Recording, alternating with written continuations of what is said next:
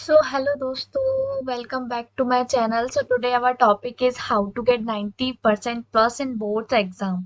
देखिए, सभी चाहते हैं कि उनकी बोर्ड्स में 90% प्लस और 95 अबव ही परसेंटेज आए, लेकिन उनको सही स्ट्रेटेजी नहीं पता, सही तरीका नहीं पता पढ़ने का। तो आज की वीडियो में हम बात करने वाले हैं इसी टॉपिक पर। तो चलिए दोस्तों शुरू करते हैं। तो सबसे पहले तो हमारे पास कंटेंट अच्छा होना चाहिए, मीन्स पढ़ने का मटेरियल अच्छा होना चाहिए। जैसे कि एग्जाम्पल में ले ले तो अगर हम कोई भी आंसर एग्जाम में लिखते हैं और उसका कंटेंट मीन्स अगर मैं एग्जामिनर हूँ, तो अगर मैं कोई भी आंसर चेक करती हूँ तो सबसे पहले उसका कंटेंट मीन्स वो क्वेश्चन मुझे समझ में आना चाहिए, एक ही बार पढ़ने पर डायरेक्टली मेरे माइंड में होना चाहिए। तो मैं उसे full of out of out marks दूंगी। बट अगर मुझे वो क्वेश्चन समझ में नहीं आता है, मीन्स अगर आपने उसकी लैंग्वेज थोड़ा टफ लिखी है और वो समझ में नहीं आ रहा है, तो एग्जामिनर वहाँ मार्क्स काट सकता है। तो आज हम इसी पे टॉपिक पर बात करने वाले हैं कि सबसे पहले तो कंटेंट अच्छा होना चाहिए। सबसे पहले तो कंटेंट अच्छा होना चाहिए और दूसरी बात आती है कि कितने घंटे पढ़े। तो देखिए, घंटे मायने ही नहीं रखते हैं कि हमको 12 घंटे पढ़ना है तभी हमारी 90 प्लस आ सकती है, कि 18 घंटे पढ़ना है, और इतना कोई पढ़ भी नहीं सकता डेली। ओके, तो हमें ओनली 6 to 7 आवर्स देनी है अपनी स्टडी पे। Okay, and in 6 to 7 hours में हमें ऐसी स्टडी करनी है, मीन्स रटाई वाली तो बिल्कुल ही नहीं करनी है। जो हम रटते हैं ना, वो तो हमें बिल्कुल ही नहीं करना है। बस टॉपिक वाइज स्टडी करें। बुक रीडिंग, हाँ, बुक रीडिंग बिल्कुल मस्ट है। बुक रीडिंग तो करनी ही करनी है, क्योंकि जो ओटी वगैरह होती हैं, कभी कभी उस बुक्स हम जो रीडिंग करते हैं उनमें से ही आ जाती है, जो बीच बीच में उसमें दिया रहता है बोनस रीडिंग वगैरह, ऐसे कुछ कॉलम बना के दिया रहता है साइड में, तो उनमें से ओटी ओटी बनकर आ सकती हैं।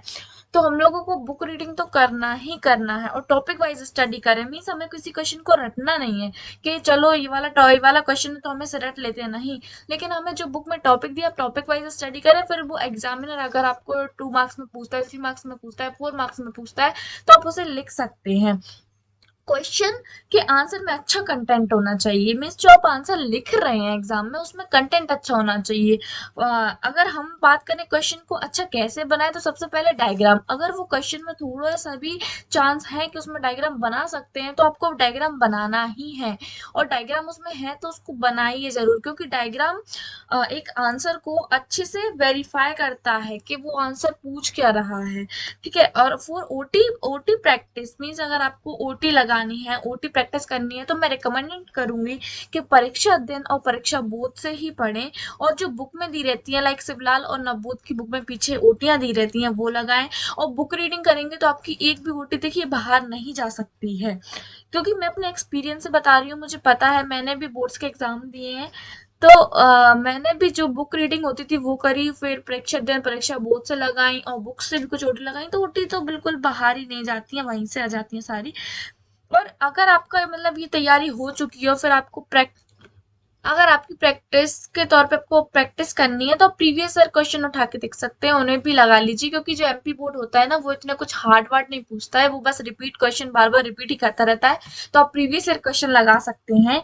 और हाँ, ऐसे मतलब प्रीवियस ईयर क्वेश्चन लगा रहे हैं आप, तो उनको मतलब एनालाइज करिए कि 2018, 19, 20, 21, 22 में कौन कौन से ज्यादा बार आए हैं, तो उन्हें मतलब अच्छे से आंसर याद करिए।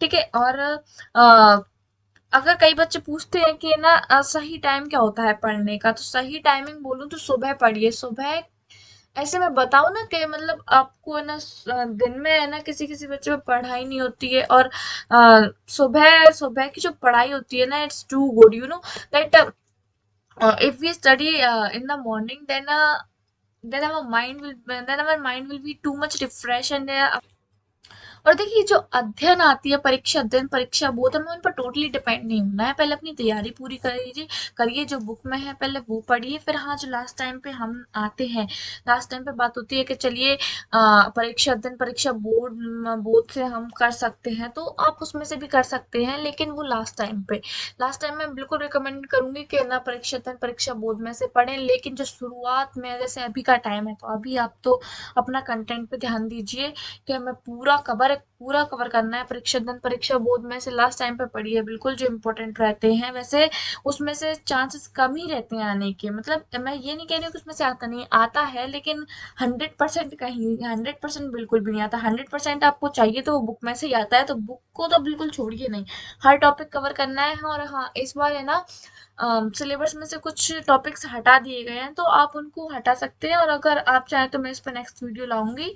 और आपको प्रीवियस ईयर क्वेश्चन पेपर चाहिए तो उनका उनकी आपको टेलीग्राम पे लिंक है, तो टेलीग्राम पे जो हमने ग्रुप बनाया उसमें आपको सब टेलीग्राम पे मिल जाएगा प्रीवियस ईयर पेपर। एंड अगर आपको नोट्स वगैरह चाहिए, मीन्स सब्जेक्ट्स के 10th एंड 12th सभी अवेलेबल है, कमेंट में बताइए तो आपको नोट्स अवेलेबल करवाएंगे टेलीग्राम पे। सो आई होप दैट मैंने आपको कोशिश की है समझाने की कि आपको स्ट्रेटेजी क्या बनानी है। देखिए, स्ट्रेटेजी कुछ नहीं होता, कोई भी स्ट्रेटेजी नहीं बनाता है। और जो भी टाइम टेबल वगैरह बोलते हैं ना कि टाइम टेबल बनाना है, लेकिन कोई इसे फॉलो नहीं करता है। 2-3 दिन करेंगे, बाद में सब कुछ कुछ नहीं होता है। वो तो आपको अपना ध्यान रखना पड़ेगा कि आपको क्या पढ़ना है। जो सब्जेक्ट आपको पहले याद हो रहा है उसे पहले याद कीजिए।